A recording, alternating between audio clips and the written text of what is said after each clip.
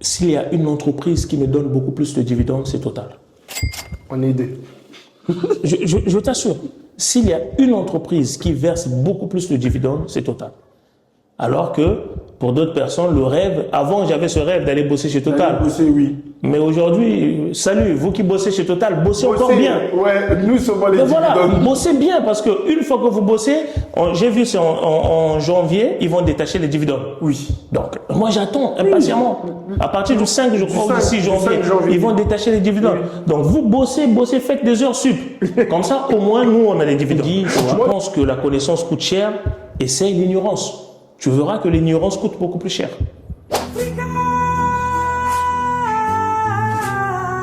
Bonjour coach. Bonjour Franck. Comment tu vas? Ça va très bien, ça va très bien. Et merci pour l'invitation. C'était normal parce que, faut quand même qu'on se le dise, tu es l'un des rares Africains qui font du bon contenu. Aujourd'hui, les gens ils font plus du contenu pour parler des femmes, pour parler des trucs ridicules, mais toi, tu essayes vraiment d'aider les gens. Pour ça que j'ai essayé de te contacter pour pouvoir faire des bons contenus et aussi pour pouvoir apprendre parce que moi-même je suis en admiration. Il y a toujours quelque chose à apprendre. Exactement. Donc, est-ce que tu peux te présenter, s'il te plaît, pour les personnes qui vont suivre le podcast? Ok, une fois de plus, comme je disais, merci pour l'invitation. Je suis Eudes Djembo, comme le nom l'indique bien, d'origine congolaise. Et je suis coach professionnel, entrepreneur et j'accompagne aussi toutes les personnes qui veulent diversifier leur épargne dans les actifs financiers, notamment la bourse dont on va certainement parler lors de ce podcast. Et donc j'ai un cabinet pas un cabinet de conseil, mais plutôt un cabinet de coaching et de formation où j'accompagne des profils salariés, entrepreneurs. Les entrepreneurs, ça peut être pour placer leur trésorerie en bourse, une partie du moins de leur trésorerie. Les salariés, c'est comment faire pour fructifier ton épargne en bourse. Et en général, tu utilises quelle plateforme sur les réseaux? Très bonne question. Au tout début, lorsque j'ai commencé, j'étais beaucoup concentré sur Facebook. Donc c'était là où j'avais beaucoup plus de flux. Après, j'ai commencé un peu Instagram. Je trouvais que c'était trop long pour moi. Oui. Donc tout de suite, je me suis orienté vers TikTok. Exactement, TikTok. Et là, sur TikTok, c'est là où on a commencé à exploser sur les réseaux. En ce moment, la stratégie que nous sommes en train de préparer, c'est YouTube. Pour avoir un peu des contenus plus lents, pour éduquer encore un peu plus notre public. Est-ce que tu crées aussi du contenu sur YouTube ou pas? Très peu. J'en ai fait 2-3 vidéos au début. C'était pas le format où j'étais le plus concentré. Oui. Et comme je disais, à partir de janvier, donc de 2026, notre nouvelle stratégie, c'est beaucoup plus YouTube. Et après, de YouTube, on va alimenter les autres plateformes. Pour toi, est-ce que l'épargne, c'est vraiment la fondation de l'investissement en bourse? Ou tu peux commencer directement? Waouh! Alors, je dirais, moi, dans mon école, je dis toujours que l'épargne, c'est la fondation. Ok. Pourquoi? Parce que on ne peut pas investir l'argent qu'on n'a pas. Oui. On ne peut pas investir notre salaire. Okay. Le salaire, il est designé pour quelque chose, pour un but précis. On a les charges, par exemple le loyer, la scolarité des enfants, tout ça. Maintenant, dans notre salaire, on a une petite partie supplémentaire qu'on ne peut pas utiliser dans la consommation de tous les jours. Oui. Mais c'est cette partie-là qu'on va aller mettre dans les marchés financiers, par exemple. Okay. Mais avant d'aller mettre 50 € par mois, autant commencer par se constituer d'abord l'épargne et avoir au moins une grosse somme, par exemple, à investir. C'est déjà se mettre dans le bain, quoi. Exactement. Et je dis toujours de commencer par l'épargne. Après l'épargne, on monte. C'est étape par étape. Est-ce que les livrets réglementés, pour toi, ça sert à quelque chose? Ça sert à plusieurs choses. Je prends l'exemple du livret A. Pour moi, le livret A, c'est un support intéressant qui va te permettre d'avoir de la liquidité. Pour la simple raison que si tu prends par exemple la totalité de ton épargne que tu le mets en bourse, admettons que vendredi soir à 21 h tu as un problème, tu as besoin de liquidité, si le marché boursier il est fermé, tu peux rien faire. Tu attendras lundi pour faire tes transactions, pour récupérer de la liquidité. Parce qu'il y a des heures. C'est ça. Alors que le livret A, à n'importe quel moment, tu peux aller tirer et prendre. Voilà, exactement. Donc, pour des raisons de liquidité, avoir un peu dans le livret d'épargne et le reste, faire travailler dans les actifs. Mais pour toi, est-ce que c'est important pour un débutant de passer de l'épargne sécurisée avant de réellement passer dans le processus où est-ce que les gens ils peuvent brûler les étapes aussi? Parce qu'il y a des gens qui brûlent les étapes. Oui, en fait, pour répondre à cette question, il n'y a pas de loi ou de règles à respecter. D'accord? C'est vrai qu'il y a des principes d'investissement, il y a des principes dans la gestion des finances personnelles, mais déjà, dans un premier temps, un débutant qui veut se lancer directement en bourse sans épargne, libre à cette personne-là de faire comme elle veut. Par contre, ce que je dis toujours, l'épargne aide à renforcer la discipline. Ok. Et dans les marchés financiers, que ce soit l'investissement dans la bourse, l'immobilier, peu importe là où tu vas investir, on a besoin de la discipline. Oui. Et cette discipline-là se travaille avec l'épargne. Si déjà tu n'arrives pas à mettre de côté 50 € par mois régulièrement pendant une année ou 2 ans, il sera difficile de tenir dans les marchés financiers. Dans quel ordre logique conseillerais-tu d'utiliser des trucs comme les livrets A, LEP ou autres? Parce qu'il y a aussi les pourcentages. C'est ça, ouais. C'est pour ça que beaucoup de gens comme moi, je ne veux plus épargner de l'argent. Bon, je suis déjà dans le bain de la bourse, mais je ne veux plus épargner de l'argent parce que le livret A aujourd'hui, il est à 1%. 1,7. Ouais. C'est pas intéressant. Il y a le LEP, celui qui avait un peu un 6%, mais ça, c'est pour des gens qui ne gagnent pas vraiment beaucoup d'argent. C'était à 6% à l'époque. Là, je pense que c'est 4%. Là, je pense que c'est 4%. 4%. Il y a le LDDS. Avant, c'était à 4%. Là, aujourd'hui, je pense que c'est à 3... Autour de 2,5. Voilà. Donc, c'est plus intéressant, quoi. C'est ça. En fait, tout ce que tu cites comme livret, que ça soit... là, on est bien dans le cadre de la France. Oui, là, pour l'instant, on est dans le cadre de la France. Donc, on a le livret d'épargne populaire, le livret de développement solidaire, le livret A, tout ça. Aujourd'hui, on tourne autour grand max 4%. Oui.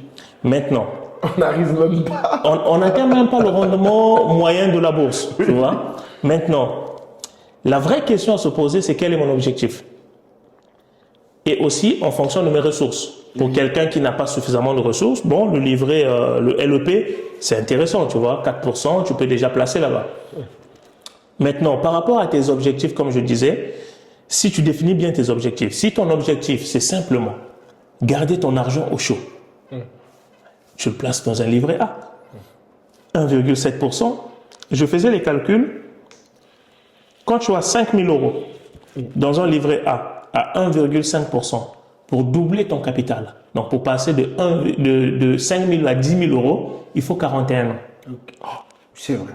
Tu vois, il faut 41 ans. Alors que si tu fais un placement financier, tu peux rapidement, ou peut-être pour ne pas utiliser le mot rapide, tu peux en quelques années, en 2 ans, 3 ans, 4 ans, peut-être doubler ton capital. C'est possible. Mais avec l'épargne, avec le livret d'épargne qu'on connaît, le livret A, il est quasiment impossible. Donc pour moi, le schéma logique, c'est j'ai un salaire, je veux mettre de l'épargne, je dois me fixer mon objectif. Quel est mon objectif d'épargne? Pourquoi je le fais? Si j'ai besoin de liquidité disponible, hop, je mets dans un livret A, dans un livret LEP, ainsi de suite. Si je n'ai pas besoin de liquidité, je veux juste sécuriser mon argent pour le long terme. Dans ce cas, il y a d'autres placements pour épargner. Il y a d'autres supports qui existent. À quel moment on peut arrêter d'épargner pour commencer à investir en bourse? Ok. En temps normal, on n'arrête pas d'épargner. C'est vrai. On n'arrête pas d'épargner. Pourquoi? Parce que l'investissement, c'est de l'épargne. Je dis toujours que l'investissement, c'est de l'épargne qui travaille. C'est vrai. Alors que l'épargne classique, c'est l'épargne qui dort. Tu vois, c'est juste ça la différence, mais ça reste de l'épargne. Donc, une personne qui épargne juste pour épargner n'ira pas loin. Et je pense même que c'est la Bible qui le dit dans le livre des Proverbes, pour ceux qui sont chrétiens. Les Proverbes disent « Celui qui épargne à l'excès ne fait que s'appauvrir ». Donc, quand dans ta tête, ton idée c'est épargner, mettre dans le livret A, en gros, tu t'appauvris.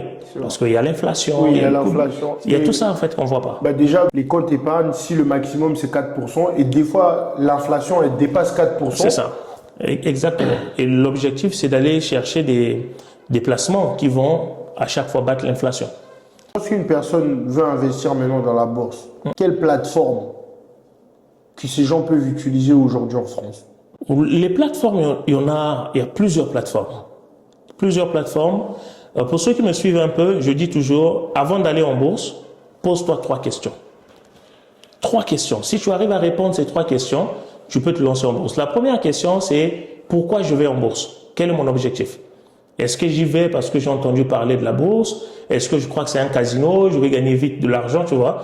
Une fois que tu te poses cette question, donc qui fait appel à l'objectif, la deuxième question qu'on doit absolument se poser, c'est combien de temps je suis prêt à laisser mon argent en bourse. Okay. Si tu es prêt à laisser ton argent 1 année, 2 ans, 3 ans, en fonction de ça, tu peux choisir une plateforme. Et la toute dernière question qui est la plus importante, c'est quelle est ma tolérance au risque? Est-ce que je suis prêt aujourd'hui à mettre 2500 € en bourse et à perdre tout du jour au lendemain? Soit tu investis ou soit tu spécules. Oui. Très, très bonne question. Je vais y revenir. Juste le temps de finir l'idée que j'avais. Donc, une fois que tu as répondu à ces 3 questions, après vient la question naturellement de la plateforme. Mais pour moi, la question de la plateforme, c'est une question qui est secondaire. Pourquoi? Parce que les plateformes, il y en a beaucoup. Sans les citer ici, on a Trade Republic, on a DEGIRO, on a Bourse Direct, Boursobank, Boursorama. Ouais. Donc, il y a plusieurs plateformes. Et même auprès de nos banques. Si tu veux juste un plan d'épargne en action, donc tu peux ouvrir directement la banque. Donc, les supports, il y en a. Les banques, il y en a. Les brokers, il y en a beaucoup. Et toi, tu conseillerais quoi, par exemple, à quelqu'un? Moi, personnellement, j'investis à ma banque. Oui. Moi, j'investis à LCL. Parce que je trouve je pense que Franck veut absolument entendre parler de quelle plateforme je vais. Non. Mais je suis venu pour ça. Exactement. Mais tu sais quoi? Je dis toujours aux gens que la plateforme, c'est une bonne chose. Parce que tout va dépendre de tes objectifs. Oui. D'accord? Déjà, dans un premier temps, si mon objectif, c'est limiter au maximum les frais, alors je ne vais peut-être pas m'orienter vers ma banque. Parce que ma banque va me charger beaucoup plus que si je prenais une banque en ligne. Tu vois, rien que sur les frais. Je vais prendre un exemple sans citer la plateforme. Il y a une plateforme, si tu investis là-bas, peu importe la transaction que tu fais, que ce soit une transaction à 10 000 €, à 20 000 €, on te prend 1 € de frais de courtage. Je connais. Ok, mais on ne va pas d'abord les citer, tu vois. Maintenant, il y a d'autres plateformes, ils vont te dire, chez nous, si tu fais l'investissement, à chaque ordre de bourse que tu vas envoyer, on te prend 1% de la valeur que tu échanges. Admettons, si tu investis 100 €, on te prend 1% de 100 €. 1000 €, 1% de 1000 €. Bah, une fois que tu commences à mettre 10 000 €, 20 000 €, tu te rends compte que les frais commencent à augmenter. Donc, tout dépend de quel est ton objectif. Est-ce que la question des frais, parce que moi, ça m'obsède complètement la question des frais. Je regarde tous les jours les frais de mes transactions. Et même les gens que j'accompagne, je dis toujours, la première des choses que tu dois regarder sur une plateforme, ce sont les frais. Oui, c'est vrai. Tu vois, après, bon, tu peux aller sur Boursorama, tu peux aller sur Trade Republic. Aujourd'hui, beaucoup de gens utilisent Trade Republic. Moi, j'utilise Trade Republic. J'utilise Boursobank et Trade Republic. Donc après, j'avais DEGIRO que j'ai complètement arrêté ces derniers temps. Et je me suis réorienté sur Trade Republic pour la simple raison qu'ils ont lancé un PEA. Tu vois? Oui, j'ai vu. Donc du coup, j'ai transféré mon PEA chez Trade Republic pour bénéficier encore plus des frais. Personnellement, j'aurais bien voulu utiliser ces plateformes, mais comme avec les histoires de crédit, parce que ça fait une valo. Quand tu vas demander des prêts à des banques, ça fait que tu as un patrimoine. Exactement. Et c'est comme ça que j'utilise pour pouvoir investir dans d'autres secteurs. Pour ça que je préfère avoir dans ma banque. Mais moi, je posais cette question, surtout pour les gens qui vont suivre. C'est ça, exactement. Après, les gens qui vont suivre, comme on a dit, on a cité plusieurs plateformes. Il y a une règle importante dans notre domaine de l'investissement, que ce soit bourse, crypto, partout, je vous entends la même chose. Do your own research. Faites vos propres recherches. Pourquoi? parce que je ne peux pas dire il faut aller sur telle plateforme, parce qu'il y a des plus et des moins sur chaque plateforme. Je prends un exemple simple. Trade Republic aujourd'hui n'est pas la plateforme qui a le meilleur service support. Oui, oui, oui. Tu vois, tu envoies un mail, il peut se passer 3, 4 jours, 5 jours avant que tu aies une réponse. Ah, ça, c'est pas bon. Tu vois, alors qu'il y a d'autres plateformes qui sont rapides. Oui. Mais en termes de frais, en termes d'accessibilité aux produits financiers, ils sont peut-être les meilleurs. Est-ce que c'est dangereux d'investir sans objectif précis, Oui. à court, à moyen ou à Oui. long terme? Oui, pour moi, c'est la catastrophe. Ok. Quelqu'un qui investit sans objectif, c'est comme une personne qui sort de sa maison, qui ne sait pas où elle va, qui prend sa voiture et qui rentre dans un épais brouillard. Les objectifs vont clarifier les stratégies qu'on va mettre en place. Si mon objectif, c'est doubler mon capital en 2 ans, peut-être que l'investissement passif n'est pas n'est pas là où je dois être. Okay. Je dois peut-être aller dans la spéculation. Ok. Tu vois, par rapport à ça, on choisit quelle école. Est-ce qu'on est dans l'école de l'investissement ou est-ce qu'on est dans l'école du trading? Oui. Pour ça aussi qu'il fallait qu'on explique aussi aux gens qui vont suivre cette vidéo, c'est quoi la différence entre l'investissement et la spéculation. Exactement. Donc c'est important parce que des fois les gens ils font de la spéculation, ils pensent qu'ils investissent. Tu vois, alors que investir, c'est pas spéculer. Je pense que toi aussi, tu es un adepte de Warren Buffett dans l'investissement. Parce que moi, avant, je spéculais beaucoup. Ouais. Après, je spécule toujours, mais c'est dans les crypto-monnaies. C'est volatile. Oui. Mais les actions, je préfère plus... Sur le long terme. Qu'est-ce qu'il faut dans un bon portefeuille? Dans un bon portefeuille. Pour toi, pour être complet, pour dire que oui, là, je suis bien. Moi, je pense aujourd'hui, un bon portefeuille, c'est un portefeuille qui va composer un peu de sécurité et un peu de risque. Oui. Donc, on a 2 composantes. Une partie sécurité, où je vais aller peut-être investir dans des actions, mais des actions des grosses capitalisations, des grosses entreprises qui ont prouvé sur le long terme, par exemple, des entreprises qui versent des dividendes régulièrement, avec le market cap à plusieurs milliards. Et à côté de la sécurité, il y a aussi des ETF, mais pas n'importe quel ETF, des ETF larges. Tu vois, les S&P 500, MSCI World, des gros ETF. Nasdaq sont encore, moi, on réduit un peu l'échelle. Hein. Oui. Tu vois, on est beaucoup concentré sur la tech. Oh, oui, après, ça c'est subjectif. C'est ça. Après, ce que je dis toujours, on a cette composante sécurité, où on a une partie de notre portefeuille, donc S&P 500, MSCI World, des grosses capitalisations boursières et peut-être des obligations, si c'est intéressant, par rapport aussi à l'investissement de départ qu'on a. Et de l'autre côté, on refait un autre petit portefeuille qui est complémentaire, où on va aller chercher beaucoup plus de risques. Tu vas parler de ETF. Ouais. C'est quoi les ETF? Parce qu'il y a des débutants qui ne connaissent pas. Oui. Comme ça, on est précis. OK. Un ETF, c'est quoi? Prenons déjà le marché classique. Okay. Dans le marché classique, on a 2 grands instruments financiers de base. Les actions et les obligations. Oui. Ça, à peu près tout le monde maîtrise. Commence à maîtriser. Commence à maîtriser. Donc, une obligation, c'est quoi? C'est juste des titres de créance. Okay. Imaginons un État comme l'État du Congo qui a émis récemment apparemment des eurobonds, d'accord? Des obligations d'État, mais qui sont cotées en euros. Si tu penses que tu peux investir donc, pour soutenir l'économie du pays, tu vas aller souscrire ces obligations. Ça veut dire que tu prêtes de l'argent à l'État et l'État te verse en contrepartie ce qu'on appelle des coupons. Donc les coupons sont versés régulièrement, soit par trimestre, par année, mais généralement c'est par année. Et surtout, ça paye bien sur le long terme. Parce Exactement. qu'il y a des gens qui vont croire qu'ils peuvent spéculer là-bas. Non, tu ne spécules pas parce que généralement, ce sont des obligations à taux fixe. Oui. Donc le taux, il est connu. Oui. Si c'est 5%, 10%, c'est connu. Oui, ça sera... Et après, tu as une période, par exemple sur 10 ans.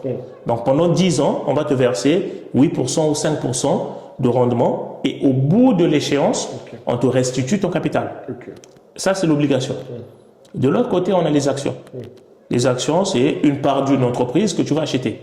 Admettons, Franck lance son entreprise, une SA. L'entreprise est cotée en bourse. Moi, je vais être actionnaire. Je viens acheter les actions de ton entreprise. Et là, je deviens copropriétaire de ton entreprise. Ça, c'est ce qu'on appelle les actions. Et en contrepartie, je touche soit des dividendes si l'entreprise fait suffisamment de bénéfices et décide de redistribuer les dividendes, soit j'ai ce qu'on appelle la plus-value. La plus-value. Voilà, la plus-value, c'est simplement, j'achète une action qui coûte 5 euros, 2 ans après, ça coûte 7 euros, bon, j'ai potentiellement gagné 2 euros si je revends. C'est ça la plus-value. Il y a aussi la moins-value. Et il y a aussi ce que les gens n'aiment pas, la moins-value. La moins-value. Donc tu peux acheter à 5 euros et revendre à 3 euros. Ouais. Et tu as perdu 2 Des euros. fois même, tu vends même à 50 centimes. C'est ça, exactement. Ça peut arriver. C'est ça. Maintenant, pour répondre à la question des... C'était la question des ETF. Oui. Donc les ETF, c'est quoi? C'est juste, il faut imaginer un ETF comme un panier. Un panier d'actions, un panier d'obligations. Où j'aime l'image que j'ai développée récemment, c'est l'avion. Tu vois, dans un avion, un Airbus qui part en Afrique, tu as peut-être 300 passagers. Oui. Les 300 passagers, ce sont les actions, d'accord, individuelles. Oui. Donc, si tu veux acheter les actions de cette entreprise, donc tu vas aller choisir parmi les 300 passagers les meilleurs passagers. Oui. Bon, il y a aussi des chances que tu choisisses un passager pourri. Tu vois, quelqu'un qui a un passif lourd, Oui. et il se retrouve dans ton portefeuille. Oui. Par contre, si tu veux pas te casser la tête, au lieu d'aller sélectionner chaque passager, les bons, bah, tu décides en fait, tu dis j'achète l'avion. Si j'achète l'avion, j'achète et les passagers qui sont à l'intérieur. C'est vrai. Tu vois? Et c'est ça l'ETF. Mais Un ETF, c'est un panier où on a mis plusieurs actions et toi tu achètes tout le panier. Mais non. Pour être précis, c'est quoi la différence entre les actions et les ETF? En fait, tu n'as pas une grosse différence parce que dans les ETF, tu as des actions. Parce qu'un ETF peut être un ETF action ou un ETF obligation. Ou peut-être même, récemment, tu m'as parlé de la crypto, un ETF crypto. Restons sur la bourse. Un ETF action, c'est un panier où on a mis plusieurs actions d'entreprise. Quand les gens entendent parler de S&P 500, S&P 500, c'est quoi? C'est 500 grandes entreprises américaines qu'on a rassemblées au sein d'un indice boursier. Et l'ETF va juste être l'image de cet indice. Donc, on va créer un instrument financier qui va répliquer l'indice, qui va suivre les performances de l'indice. C'est ça l'ETF. Comment les ETF peuvent te permettre de tirer tes intérêts composés? Oui. Alors, et les actions aussi. C'est ça. Dans la notion d'intérêt composé, donc pour les néophytes, les intérêts composés, c'est quoi? En gros, je mets 10 euros, je gagne 2 euros. Au lieu de retirer les 2 euros, je réinjecte les 2 euros dans mon capital. J'ai maintenant 12 euros de capital. Et à chaque fois, je réinjecte mon capital. Et ce qui fait, ça gonfle. Ça gonfle, voilà. C'est ce qu'on appelle l'effet boule de neige. Oui. Imaginez une boule de neige qui quitte la montagne. C'est petit. Lorsque ça descend, voilà, ça grossit. grossit. Exactement. Et donc, les ETF, tu as deux catégories. Dans les ETF, deux grandes familles. Oui. Tu as les ETF capitalisants et tu as les ETF distribuants. Donc, les capitalisants, c'est quoi? C'est à chaque fois que ton capital grossit, donc quand tu as tes intérêts, les intérêts sont automatiquement réinjectés dans ton ETF. Oui. Ça, c'est l'ETF capitalisant. Oui. De l'autre côté, tu as le distribuant. À chaque fois que tu as des intérêts, les intérêts te sont versés directement. Et c'est toi qui décides ce que tu vas en faire. Exactement. Oui. Donc, les intérêts composés fonctionnent automatiquement avec des ETF capitalisants. De l'autre côté, tu peux les faire fonctionner avec des ETF distribuants si tu décides de réinjecter toi-même l'argent. Est-ce que toi, tu as eu une action ou quelques ETF qui t'ont plus servi? Oui. Oui, il y a toujours, on a toujours dans notre équipe des bons joueurs et des moins bons. C'est clair, ça manque pas. Oui. Et parmi les ETF aujourd'hui qui performent bien et qui ont toujours bien performé, cette année, comme par surprise, c'est vraiment le S&P 500 qui a beaucoup performé dans mon portefeuille.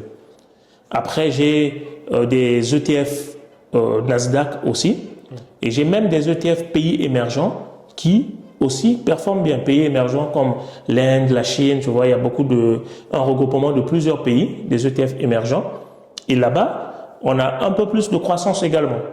On tourne un peu autour de 23 à 27% de rendement annuel. Est-ce que pour toi, c'est nécessaire pour un débutant d'avoir des actions de croissance ou des actions à dividendes? Je pense qu'un débutant ne doit pas se casser la tête dans la sélection des titres individuels. C'est tout un métier. Tout un métier. Tu vois, même nous qui sommes, entre guillemets, un peu avancés, on se trompe parfois dans des décisions d'investissement. Bien sûr. Donc, pour un débutant, tu viens de commencer, fonce dans les ETF. Achète un S&P 500, l'avantage, tu as 500 entreprises dedans. Achète un ETF CAC 40, tu as 40 entreprises françaises dedans. Tu vois? Ou le MC World. Ou le MC World, tu es un peu diversifié au niveau mondial. Maintenant, si tu veux, la personne veut absolument acheter des titres, d'accord, chaque action, dans ce cas, l'idéal, c'est de se concentrer peut-être sur des actions de croissance. Maintenant, si l'objectif de la personne, c'est créer un complément de revenu, la personne ne va pas attendre 10 ans, 15 ans, 20 ans. Tu vois, l'idéal, c'est les actions à dividendes. Personnellement, je sais que j'ai fait une erreur et j'ai beaucoup injecté chez Tesla. OK. Mon erreur à moi, c'est que j'ai pas investi chez BYD. Et qu'est-ce qui te fait dire que c'est une erreur d'investir chez Tesla? J'aurais dû faire les deux. Pour moi, le fait d'avoir misé que sur Tesla, c'était une erreur. Mais pour toi, est-ce que tu as commis des erreurs que tu peux nous raconter comme anecdote? Oui, beaucoup. Sans erreur, on ne construit rien, absolument rien. La personne qui ne commet pas d'erreur, c'est la personne qui ne prend pas de risque. Moi, j'en ai commis. Dans la bourse, les erreurs au début, c'était vraiment d'aller dans des secteurs que je connaissais parce que j'avais... en fait, c'est un secteur d'activité que je connais, j'entends parler, tel que la tech, et sans fondement, sans analyse, j'investis. En fait, je sélectionnais les titres juste comme ça, tu vois. Par rapport au... Exactement. Je dis, bon, allez, Apple, allez, tac, j'achète ça Apple. arrive à tout le monde. Mais c'est le débutant. Oui, c'est vrai. Voilà, au début, c'est ça. Avant de se faire former, c'est comme ça. Mais après, aujourd'hui, je regarde d'abord le secteur d'activité avant de regarder les entreprises. Par exemple, en ce moment, je fais beaucoup d'études sur le secteur de la biotech. Tu vois, c'est pour ceux qui nous suivent, peut-être que ça peut vous intéresser. Mais regardez un peu le secteur de la biotech. Ce sont des secteurs qui prennent un peu plus de temps parce qu'ils sont en phase de recherche et développement. Il y a beaucoup d'étapes, protocole phase 1, phase 2. Là, tu commences à parles pour ceux qui font des médicaments. C'est ça, exactement. Oui, ouais. comme dans ce secteur. Johnson et Johnson. Johnson & Johnson, oui. Ouais. Dans ce secteur, maintenant, regarde les startups qui sont dans ce secteur. Oui, c'est incroyable. Tu vois, il y a beaucoup de croissance, mais il y a beaucoup plus de risques aussi. Donc moi, au début, je misais comme ça, j'achetais à gauche, à droite, comme si j'étais dans un supermarché. Non, c'est pas comme ça en fait. Il faut avoir une stratégie, il faut avoir des critères de sélection. Que la bourse, ou tu vois aussi dans les crypto-monnaies? Je fais les deux. J'ai vu que tu en as parlé dans une vidéo. Oui, je fais les deux, la crypto. J'ai même écrit un bouquin sur la crypto. On peut le retrouver sur Amazon, Investir dans les cryptos. Ça parle beaucoup aux débutants, comment bien débuter. Et ici, en gros, si tu cherches un livre pour apprendre comment fonctionne le Bitcoin, ce livre n'est pas fait pour toi. Tu vois. Par contre, si tu cherches un livre pour comprendre comment investir avec les principes, tu vois, tout à l'heure, tu disais, tu achètes du Solana, quand ça prend de la valeur, tu revends, tu vois, là, ce sont des principes d'investissement. Là, oui, tu peux trouver des stratégies ici dans le livre. Mais pour comprendre comment fonctionne une blockchain, non, j'ai pas. Il existe tellement de livres qui parlent de comment fonctionne une blockchain que je ne me voyais pas écrire un autre livre pour expliquer le fonctionnement de la blockchain. Donc la crypto, les gens y vont parce que les gens pensent que c'est là où on va gagner de l'argent. Je dis toujours ceci, pour imaginer, pour ceux qui sont en France, ça va peut-être parler. Au début, tu penses que la crypto, c'est tout qui veut gagner des millions. Quand tu rentres, tu te rends compte que c'est Koh-Lanta. Tu vois, c'est beaucoup plus compliqué. C'est la bagarre. C'est la bagarre. Donc là-bas, c'est compliqué, il y a des lois bizarres. Donc la crypto, pour les débutants, c'est bien pour doubler ton capital rapidement, mais c'est aussi le meilleur moyen pour tout perdre. Rapidement même. À cause de la volatilité. Rapidement. Je t'assure qu'en 2022, c'était début 2022, je pense, mai 2022. Je me lève un matin et je vois mon portefeuille avec moins de 80%. Seigneur. Et ce jour-là, je pense que quand je suis arrivé au boulot, je voulais parler à personne. J'ai un pote qui est dans la crypto aussi, il a su tout de suite, dès qu'il a vu mon tempérament pendant la réunion du matin, Il m'a appelé au café, il me dit, tu veux un café et tout. On était en train de discuter et c'est là où il me dit, lui, il avait perdu de l'argent dans, c'était Terra Luna. J'ai même plus envie de parler de ça. Mauvais souvenir. Il a perdu beaucoup. Moi, j'avais pas de Terra, tu vois. J'avais pas de Terra et heureusement pour moi. Mais j'ai perdu quand même 80% de mon portefeuille parce que la chute de Terra a entraîné tout le marché. J'avais du Solana, j'avais pas mal de petites cryptos aussi. Ripple. Celui-là, dès le départ, on est fidèle. Oui. XRP, on est fidèle. Moi, j'ai vendu. Pas Ripple. Ripple, voilà, on est fidèle. J'avais un peu le concurrent d'Ethereum, comment je l'appelle, le Cardano. Oui, ADA. Oui. Ça, c'est une misère. Après, mon Dieu. Psychologiquement, si tu veux la torture, va investir dedans. C'est là où tu auras la torture mentale. Tu vois. Luna aussi. Et donc là, lui aussi, il avait perdu pas mal d'argent. Il me prend, on se met au café, il essaie de me consoler. Après, je me dis, bon, écoute, c'est pas grave, c'est la crypto. Tant que j'ai pas encore vendu, le portefeuille a certes chuté. Tant que j'ai pas vendu, je ne perds pas. Et je crois, ça c'était en mai, juin, juillet, août. En août, je suis parti au Congo. Et quand je pars au Congo, pendant que j'arrive au pays, Solana commence à monter. Et j'avais acheté un peu de Solana autour de 80 € et on se retrouvait autour de 235 €. Oui. Tu vois? Et j'avais juste envie de vendre une partie, sortir une partie de mon capital. Et comme par hasard, je commets l'erreur que j'avais même pas pensé à ça.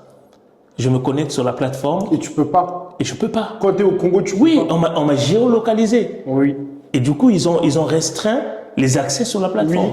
J'étais coincé, mais pas possible. Oui, et puis là, personne ne peut t'aider. Et je n'ai pas pu vendre. Oui. Quand je suis revenu en France, j'ai dit plus jamais je refais cette erreur. Tu vois, plus jamais.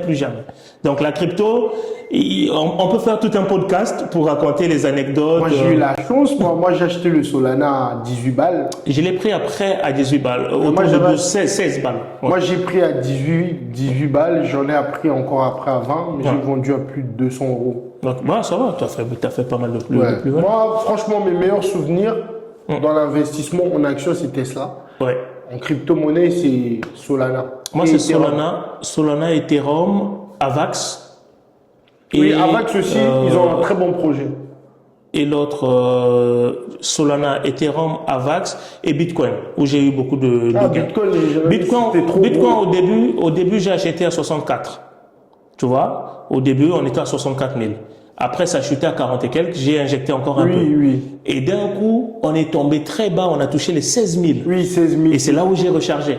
Oui. Pendant les 16 000. Et je suis sorti de quelques positions Bitcoin jusqu'à on atteint les 104 000. Je suis sorti. Là, j'attends, je regarde. Mais si ça tombe bien, si ça tombe pas, c'est pas mon problème. Pour moi, c'est une inégalité qu'on puisse investir dans les actions à la banque, mais on ne peut pas investir dans les crypto-monnaies. Ça dépend des banques, parce qu'aujourd'hui, il y a des banques qui développent déjà des firmes crypto. Tu vois, il y a des banques qui sont pro-crypto, il y a des banques qui sont, comme je disais, contre la crypto. Donc après, ça dépend quelle banque tu pars maintenant. Une banque, par vocation, n'est pas une plateforme crypto. Tu peux acheter les actions, c'est normal. C'est un marché qui est assez régulé. Et d'autres banques ont peur de la crypto pour les raisons que tu disais tout à l'heure, le blanchissement de capitaux. Oui, les gens pensent qu'on part pour blanchir. Or, c'est pas forcément vrai. Mais pour éviter les erreurs émotionnelles, quelle fréquence d'investissement tu recommanderais à un jeune qui commence? Pour éviter les... En crypto-monnaie, bien sûr. Oui, ça c'est une très bonne question. Pour éviter vraiment la séquence émotionnelle, investissez en DCA. Donc, tu mets un investissement programmé chaque mois, par exemple 50 €, 20 € dans une crypto, et tu fermes ton application et tu l'ouvres plus. Le problème, c'est quoi? C'est checker l'application tous les jours. Et c'est là où tu es soumis aux émotions. Si là, ça va faire peut-être une semaine. J'étais même pas allé sur les plateformes crypto. Je me suis connecté juste avant de venir là. J'ai checké un peu mon portefeuille qui est sur une plateforme centralisée. Je n'ai même pas regardé ce que j'ai sur le ledger, tu vois. J'ai juste checké ce que j'ai sur la plateforme. Pour finir avec les cryptos et repartir dans les actions, On va parler précisément du PEA. Pour toi, est-ce qu'il faut commencer dans la crypto ou la bourse en premier? Si tu veux vraiment, il n'y a pas de stratégie idéale. Mais moi, ma recommandation, c'est commencer par la bourse. Si tu arrives à supporter, Je suis d'accord avec si tu arrives à supporter moins 5% de volatilité, Oui. moins 10, moins 15, pourras allez, moins supporter- 20, Tu peut-être dans pourras le pire. supporter moins 80. Exactement. Dans le pire des cas, un Tesla qui va te taper moins 30%, si tu arrives à le supporter, tu peux supporter moins 80, moins 90. C'est vrai. Donc, commence par la bourse. Au moins, dans la bourse, tu vas apprendre les règles de l'investissement que tu vas utiliser dans la crypto. Comment est-ce que tu peux expliquer simplement ce que c'est qu'un PEA? En bourse, on a ce qu'on appelle des supports d'investissement. Ok. Le premier support, c'est ce que tout le monde connaît, le compte titre. Donc ça, c'est international. Que tu sois en Afrique, en Europe, tu veux aller en bourse, tu ouvres un compte titre. En France, on a réfléchi à un autre support pour favoriser ou pour faciliter l'investissement des Français. Et surtout la fiscalité. Et surtout la fiscalité. Tu vois, on a créé un PEA. Oui. Le but, c'est quoi? C'est bien, vous allez en bourse, vous investissez en Chine, vous investissez aux États-Unis, mais l'argent part où? Dans l'économie américaine, dans l'économie chinoise. Ok. L'État français et européen veulent que l'argent reste en Europe. Et pour pousser les gens à laisser l'argent en Europe, on a créé le PEA. Donc en France, si tu investis dans le PEA, tu ne peux investir que dans des entreprises européennes. Pas d'Américains, pas de Chinois, pas d'Africains, encore moins de Congolais. Tu vois? Donc du coup, le PEA, c'est le support français idéal pour investir en bourse. Mais il y a quand même un mais, notamment la limite géographique. Tu n'investis qu'en Europe. Ça veut dire que tu crois absolument à l'économie européenne. Oui. Bon, ça, c'est dommage. Mais après, Ouais. on peut contourner. Oui, cette avec les option ETF. Avec les ETF. Oui, mais c'est pas le. C'est pour ça que c'est bien qu'on fasse ce genre de contenu, Exact. vu qu'on a un petit peu, bon, moi C'est j'ai ça. un petit peu d'expérience. Et quelles sont les contraintes pour toi? Donc là, avec le PEA, comme on disait, tu investis dans l'économie européenne. Ok. Tu achètes tes actions françaises, européennes, des ETF européens. Suisse, Voilà, belge. exactement. Tu restes vraiment en Europe. Oui. Et il y a cette passerelle avec les ETF synthétiques pour aller investir sur l'économie américaine, la Chine, ainsi de suite. Donc là, il faut maîtriser un peu cette notion technique d'ETF synthétique. C'est pas la notion la plus facile pour les débutants. Ok. Mais il faut savoir que c'est possible de contourner un peu les limites géographiques du PEA. L'avantage du PEA, c'est quoi? C'est la fiscalité. Oui. Aujourd'hui, tu investis dans un CTO, quand tu es en France, tu as ce qu'on appelle la flat tax. 30%. Peut-être même bientôt, ça va évoluer. Mais restons sur les 30%. Donc, tu gagnes 2000 euros, tu dois donner 30% à l'État. Tu gagnes 100 000 euros, tu dois donner 30% à l'État. Le PEA vient réduire un peu cette assiette fiscale. On te dit, un PEA a une durée de maturité de 5 ans. Si tu ouvres ton PEA, si tu le conserves pendant 5 ans, sans sortir de l'argent du PEA, Oui. au bout de 5 ans, tu as la possibilité de bénéficier des avantages au niveau fiscal. Mais si tu sors avant, tu Si perds tu tout. sors avant, on coupe déjà le PEA, on le clôture. Ok. Sauf si tu as des raisons, il y a des raisons quand même pour sortir sans impacter Non, mais le en PEA. général, quand tu fais le PEA, ils te Oui, préviennent déjà, ils te c'est le ça, disent dès exactement. la création. Donc après. Donc dès que tu sors, c'est fini. Mais pour toi, tu as une préférence du PEA ou le compte titre? Les deux, je fais toujours les deux. Oui. Ouais. C'est important. Oui, je pense qu'un bon investisseur doit avoir Les deux. Surtout si tu es en France, Oui. un bon investisseur doit avoir les deux supports. Oui. Le PEA par exemple, moi, toute ma stratégie dividende est dans le PEA. Ok. Parce Bon, que- là, c'est bien déjà, tu vois, anticipes la question que je vais suis poser dans sur la stratégie. les dividendes au niveau de l'Europe. Ok. Tout est dans le PEA. Ok. Pourquoi? Parce qu'à chaque fois qu'on me verse les dividendes, je n'ai pas à m'inquiéter sur l'impôt pour l'instant. C'est réinjecté en automatique, donc ça reste dans l'enveloppe, pas de problème avec l'impôt. Au bout de 5 ans, 6 ans, 10 ans, si je veux ressortir, là je pourrais ressortir. Est-ce que pour toi, le PEA, c'est la meilleure stratégie d'investissement? Peut-être pas, parce que déjà le PEA, comme on dit, ça va concerner les Français. L'Allemand qui nous regarde ou l'ami qui est du côté de la Côte d'Ivoire ne sera pas concerné. C'est vrai. Donc aujourd'hui, si tu es en France, l'idéal c'est d'avoir un PEA et à côté avoir un compte titre. Oui, parce que n'oublions pas, aujourd'hui lesquels qui détiennent l'économie. Tu vois, on a la Chine, on a les États-Unis qui sont au top. Au niveau de la tech, il y a les États-Unis. Au niveau de la tech, il y a aussi la Chine. Tout à l'heure, tu parlais de Tesla et son concurrent BYD. Tu vois? Oui. Et puis même en France, quand tu investis dans la bourse, dans les banques, tu peux investir qu'en Europe. Il faut que tu puisses demander accès. Ah oui, c'est ça. On appelle ça la documentation, ça. je crois. Exactement. Donc moi, par exemple, aujourd'hui, j'ai des actions que j'avais achetées en Chine. Bon, pour l'instant, c'est bloqué depuis la guerre en Ukraine. Donc, on est là, on perd des sous pour rien. Donc, Après, l'idéal, c'est d'avoir son compte titre hors banque. Oui. Tu vois, tu peux laisser domicilier ton PEA à la banque, mais au moins ton compte titre, tu es assez flexible. C'est l'idéal. Est-ce que tu peux expliquer à quoi sert l'assurance vie en investissement à un débutant qui pense que là-bas, il peut que épargner de l'argent?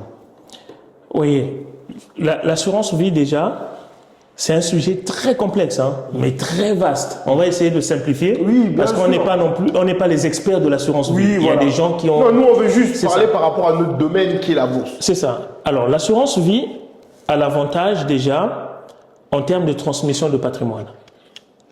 Si ton objectif c'est de constituer un patrimoine que tu vas facilement transmettre, l'assurance vie c'est le support qu'il faut. Absolument.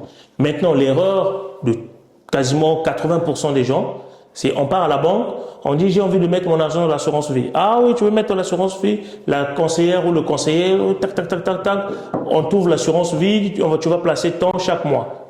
Et ça s'arrête là. Tu ne sais pas dans quoi tu places, dans quel support. Aujourd'hui, tu peux mettre ton argent dans l'assurance vie, dans ce qu'on appelle les fonds en euros, ou tu peux mettre dans des unités de compte. Oui, mais c'est quoi la différence? Les fonds en euros ne vont pas investir par exemple en bourse. Les fonds en euros, ce sont des fonds qui sont assez stables. Et c'est pas là où tu vas gagner beaucoup de rendement. Et c'est là où tout le monde met de l'argent. Par contre, à côté, tu as ce qu'on appelle des unités de compte.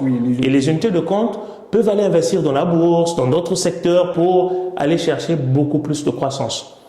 Moi, mon assurance vie aujourd'hui, il y a, je crois que j'ai du 70 dans les unités de compte et 30% dans les fonds en euros. Tu vois, pour sécuriser un peu le capital et 70% pour aller chercher. Ça, c'est quand tu as fait 10, 15, 20 ans d'économie. Pas forcément, c'est quand tu as de la stratégie. Si tu as 150 euros. Non, 150 euros, tu vas le placer. Autant le mettre dans une crypto pour espérer avoir au moins 300 euros, 200 euros après. Mais pour toi, dans une stratégie globale, en quoi l'assurance vie est-elle complémentaire à la bourse? C'est comme je disais dans la stratégie globale de gestion de patrimoine. Tu vois, dans la stratégie de gestion de patrimoine, tu dois avoir un peu d'assurance vie, un peu d'immobilier, même si pour certains on n'est pas trop fan. Oui. Un peu d'immobilier, un peu de la bourse. dette. Les gens ne veulent pas des crédits. L'assurance vie, c'est facilement transférable. Tu peux léguer facilement. La bourse, c'est pas la même chose. L'immobilier, pareil, c'est pas la même chose. Il y a beaucoup de contraintes. Donc, si ton objectif, c'est de transmettre un patrimoine à tes enfants dans 10, 15, 20 ans, autant constituer une partie en assurance vie. Et il faut être stratège sur le placement. Sinon, c'est pas là où tu vas multiplier rapidement ton argent. Mais comment aussi l'assurance vie, ça peut te permettre à capitaliser les intérêts composés, comme on a parlé pour les autres? Après, c'est le même fonctionnement. Quand tu es dans... Là-bas, c'est en pourcentage ou c'est en dividende? Non, généralement, c'est de la plus-value que tu fais. C'est de la plus-value. Ouais, c'est en pourcentage. Ouais. C'est de la plus-value. Donc, en fait, c'est ça aussi le truc. Pour ça que moi, j'aime faire du contenu pour les Africains. Parce que je pense que c'est fondamental pour nous de comprendre les choses. Parce que si ces gens-là nous battent, si leur économie, ils sont puissants, c'est parce qu'ils ont compris les marchés. On a besoin de ce genre de contenu et merci vraiment à toi et toutes les personnes qui créent du contenu autour des finances, du business, c'est très important. Aujourd'hui, l'Africain a besoin de comprendre les marchés financiers. L'Africain a besoin. On entend beaucoup parler de l'immobilier, hein, Ouais. mais très peu de bourse. Moi, je préfère la bourse. On entend beaucoup parler de crypto, mais très peu de bourse. Alors que la bourse est le grand frère de la crypto. Oui. Mais parce que les gens veulent gagner de l'argent vite. Oui, mais même l'immobilier, quand on voit sur le marché, les pourcentages, ça ne bat pas la bourse. La bourse bat l'immobilier. Et ça que les gens ils disent. Bon, les gens ils Bon, vont. après, les pro-immo vont te dire le contraire. Donc. Il y a des, C'est un débat il y a philosophique. des preuves, c'est factuel. Ouais. Tu vois, la bourse, c'est entre 7 et 10%. L'immobilier, c'est entre 4 et Oui, 7%. mais sauf qu'eux, ils vont te dire, eux, ils tiennent un actif tangible. Oui, Toi, c'est tu ça. n'as pas cet actif tangible, tu vois. Oui, mais aujourd'hui, moi, vu que aujourd'hui je fais un peu des deux, Ouais. par exemple, dans l'immobilier, si je dépense 20 000 euros, la bourse avec 20 000 euros, je gagne plus. Ouais. Et j'ai moins de problèmes parce qu'aujourd'hui, il y a des locataires, tu as des loyers impayés, Ouais. tu es obligé de prendre des assurances, loyers impayés, tout ça. En cas de s'il y a des, comment on appelle ça, des sinistres, Ouais. il y a plein de choses. Tu as des charges, tu dois intervenir quand tes locataires ils ont des problèmes, ils t'appellent toi. Ouais. Donc ça veut dire que tu dois réparer, tu dois faire ci. La bourse, j'ai pas de loyer impayé, j'ai pas de sinistre, C'est ça. j'ai pas de, c'est ça l'avantage. Et tu es Exact. tranquille. Tu as juste à gérer Ouais. la volatilité ou les marchés quand c'est en hausse ou quand c'est en baisse. Ouais. C'est vrai. Voilà. C'est ça le problème. Et en plus, tu n'as pas de contact avec l'humain. Ouais. J'investis directement via mon téléphone. Je n'ai pas besoin de passer par quelqu'un. Mais sauf que là, tu es obligé de parler avec des locataires. Nanani. Moi, il y a des locataires voilà, qui te font mal à la tête. Donc, c'est aussi ça, aussi les avantages, les inconvénients. Donc, Après, l'IMO, tu as aussi besoin de beaucoup de capitaux hein, pour te lancer dans l'immobilier. c'est ça. Alors qu'aujourd'hui, la bourse, avec 10 euros, tu commences à investir. Oui. Et progressivement, C'est ça. ça monte. Alors que dans l'immobilier, aujourd'hui, tu peux pas te dire, je vais commencer avec 10 euros. Bon, sauf si tu fais de l'immobilier fractionné, mais là, tu reviens encore dans les cryptos, Oui, tu mais, vois. mais pour un jeune, par exemple, qui commence la vie, pour toi, quelle somme tu conseillerais, par exemple, de mettre? Parce que moi, même à mon âge aujourd'hui, je mets pas moins de 150 euros par mois dans la Ouais, l'idéal, c'est ça. Quand tu commences, tu n'as pas de charge. Parce qu'en fait, si tu veux, aujourd'hui, Franck, les jeunes que nous sommes avons souvent des mauvaises priorités. Oui. On met l'argent dans des futilités. Et je suis vraiment désolé, ça va choquer plusieurs c'est la personnes, vérité. cette partie, Ouais. surtout les Congolais, ça va vous choquer, mais c'est pas grave. Oui. On n'est pas là aussi On pour est se là faire pour des dire la amis. vérité. Aujourd'hui, le Congolais, X, Y, Z, lambda, préfère aller mettre 1000 euros dans une chaussure qui a une peinture rouge. Tu vois? Ou le boutin. C'est ça, la peinture rouge, tu vois? Oui, le boutin. 1000 balles dans une chaussure que de placer 1000 euros en bourse. Alors, Après, on va te dire, oui, mais parce que je ne sais pas comment ça fonctionne. Comment tu as su que le boutin existe? J'ai envie de dire, tu as certainement vu quelque part. Tu as certainement déjà entendu un TikTok sur la bourse. Oui. Mais tu l'as zappé, en fait. Oui.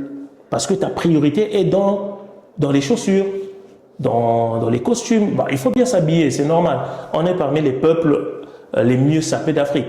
C'est bien. Mais si on peut aussi être parmi les peuples qui investissent beaucoup, ça va être pas mal. surtout aussi, par exemple, des entreprises aussi comme Total qui nous exploitent, on peut aussi racheter des parts là-bas. Regarde, je vais prendre un exemple simple. Aujourd'hui, en bourse, s'il y a une entreprise qui me donne beaucoup plus de dividendes, c'est Total. On est deux. Je t'assure, s'il y a une entreprise qui verse beaucoup plus de dividendes, c'est Total. Alors que pour d'autres personnes, le rêve, avant j'avais ce rêve d'aller bosser chez Total. Allez bosser, oui. Mais aujourd'hui, salut, vous qui bossez chez Total, bossez encore bien. Ouais, nous sommes les Mais voilà, dividendes. bossez bien parce qu'une fois que vous bossez, j'ai vu c'est en janvier, ils vont détacher les dividendes. Oui. Donc, moi j'attends impatiemment. À partir du 5, je crois, ou du 6 janvier, ils vont détacher les dividendes. Donc, vous bossez, faites des heures sup. Comme ça, au moins, nous, on a des dividendes. Si j'ai 10 000 euros tout de suite, Je mets tu me sans dis une hésiter. boîte, je mets Total. C'est ça. Parce que depuis que ça fait des années que je suis chez Total, ça ne fait que grimper. Ouais. Même si ça va baisser un petit peu, je rachète. C'est ça, exactement. Pour ça que, bon, Je sais pas s'il y a un autre truc que tu voulais parler, peut-être qu'on a oublié. Non, après, le sujet, le fond, reste toujours l'éducation. On peut parler de crypto, on peut parler de bourse. Si les gens ne s'éduquent pas financièrement, ça va être compliqué. Aujourd'hui, les communautés telles que les communautés européennes, juives, s'éduquent sur les finances. Les Indiens, les Pakistanais, les Pakistanais, on apprend à gérer l'argent. Nous, on va te dire, j'ai pas besoin d'un coach qui va m'apprendre à gérer mon argent. Ok, mais comme tu n'as pas besoin d'un coach qui va t'apprendre à gérer ton argent, depuis que tu gères ton argent, est-ce que tu t'en sors? Non, je m'en sors pas, mais c'est ma vie. Ok, mais c'est ta vie, fais ta vie. Oui, mais la case formation, les gens ignorent, mais c'est très important. Exactement. Les livres, les formations. C'est ça. Mais regarde, tu refuses de payer une formation parce que ça coûte cher. Tu vas investir dans l'IEP Limal. Tu vas mettre 20 000 euros dans l'IEP Limal. Pyramide de Ponzi, ça. Et une année après, tu perds tout, tu commences à pleurer. Oui. Et tu reviens, tu viens prendre une formation. Là, je te parle de vécu. Hein. Oui. Quelqu'un qui ne voulait pas se former et allait mettre de l'argent dans l'IEP Limal, malgré que j'ai déconseillé, la personne a perdu de l'argent. Quelques temps après, elle est revenue vers moi pour prendre une formation. Mais avant, si tu avais pris une formation, tu n'allais peut-être pas perdre de l'argent. Et ça valide simplement cette citation qui dit, si tu penses que la connaissance coûte cher, essaye l'ignorance. Tu verras que l'ignorance coûte beaucoup plus cher. Beaucoup plus cher. C'est vrai. Moi, en tout cas, là, je t'ai rencontré. J'ai appris aussi beaucoup de choses que j'ignorais. J'espère que les autres aussi vont apprendre. C'est le but justement de mon contenu. C'est de rencontrer les autres, apprendre, aller vers les gens. Ouais. On fait des synergies pour pouvoir donner aux Africains aussi.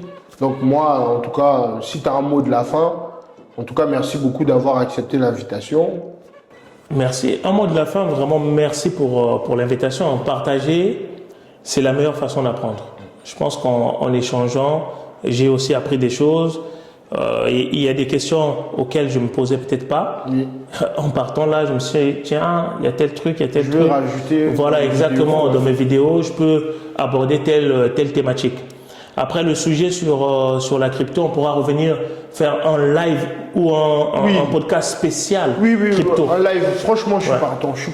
Où on se concentre vraiment sur la crypto parce que c'est un sujet assez large. Quand tu veux, on en discute, on fait un live, vu qu'on est, moi je suis à Paris, toi tu es loin. On préparer, on pourra toujours trouver des solutions pour venir enregistrer une vidéo. En tout cas, j'espère qu'on se revoit d'ici 6 mois, 1 an. Ouais. Comme ça, on va voir comment aussi ton contenu il a évolué. Exactement.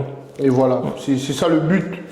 Donc j'aime bien refaire des vidéos avec des gens avec qui j'ai tourné. C'est important. On aura comme ça, chacun évolue de son côté. C'est ça, et un après. Voilà. C'est ça. Donc merci beaucoup et pour ceux qui vont suivre, j'espère que vous allez aimer. Ciao.